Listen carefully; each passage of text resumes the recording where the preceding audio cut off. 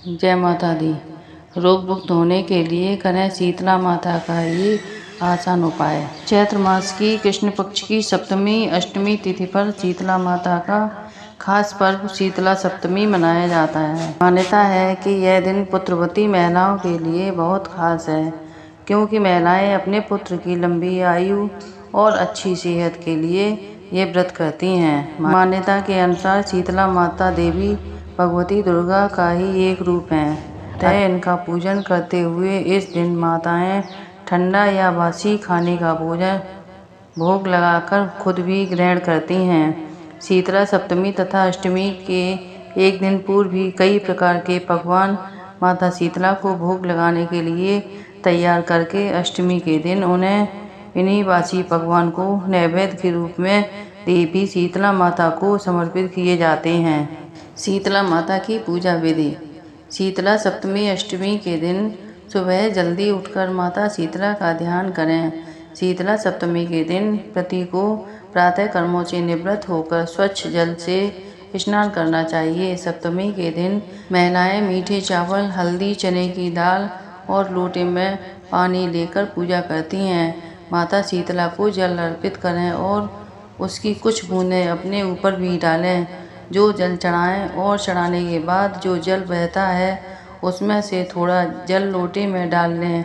यह जल पवित्र होता है, इसे घर के सभी सदस्य आँखों पर लगाएं। थोड़ा जल घर के हर हिस्से में छिड़कना चाहिए, इससे घर की शुद्धि होती है। इसके पश्चात एक दिन पहले बनाए हुए बासी खाद्य पदार्थों, मेवे, मिठाई, पूरी, पुआ, दाल, भात आदि का भोग लगाएं। ज्ञात हो कि शीतला सप्तमी के व्रत के दिन घरों में ताज़ा भोजन नहीं बनता है, अतः भक्त इस दिन एक दिन पहले बने भोजन को ही खाते हैं और उसी को माँ शीतला को अर्पित करते हैं। कथा पढ़ने के बाद माता शीतला को भी मीठे चावलों का भोग लगाएं। रोगों को दूर करने वाली माँ शीतला का वास वट वृक्ष में माना जाता है, अतः इस दिन वट पूजन भी करना चाहिए। कई स्थानों पर शीतला सप्तमी को लोग गुड़ और चावल का बने पकवान का भोग लगाते हैं। पूजा करने के बाद गुड़ और चावल का प्रसाद भी वितरण किया जाता है।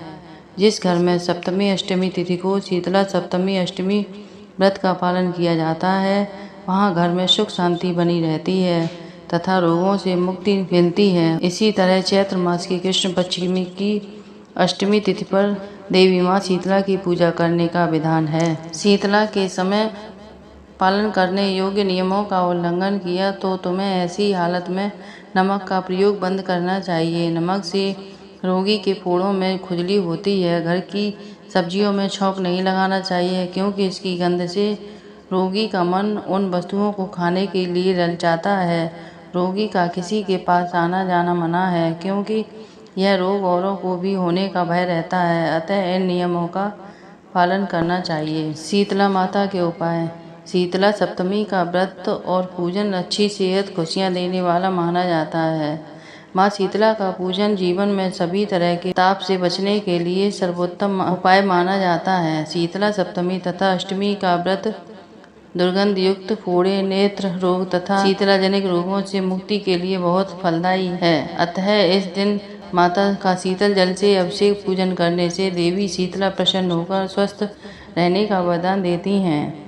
शीतला सप्तमी अष्टमी के दिन माता शीतला को जल अर्पित करके उसकी कुछ बूंदें अपने ऊपर डालना चाहिए। इस उपाय से शरीर की गर्मी दूर होकर माता का आशीष मिलता है। माता शीतला को ठंडी चीज़ों का भोग लगाकर प्रसाद ग्रहण करने से जीवन खुशहाल बनता है। जय माता दी। वीडियो अच्छा लगे तो वीडियो को लाइक करें और चैनल को अभी तक सब्सक्राइब नहीं किया है तो प्लीज़ चैनल को सब्सक्राइब करें।